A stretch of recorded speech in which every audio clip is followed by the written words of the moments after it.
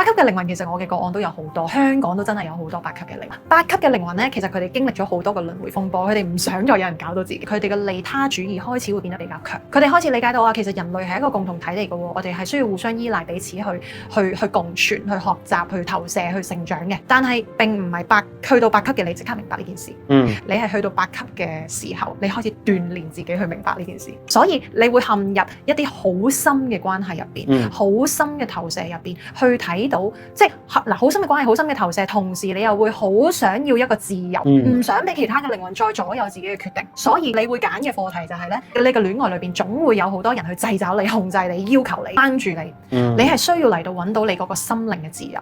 揾到屬於你自由嗰個位置。我依然係可以同人喺埋一齊，我哋互相依賴共存，但係我依然有我嗰個界線同埋自由。我喺呢一個咁樣嘅情況底下，我仍然可以利己利他，呢個就係八級靈魂啦。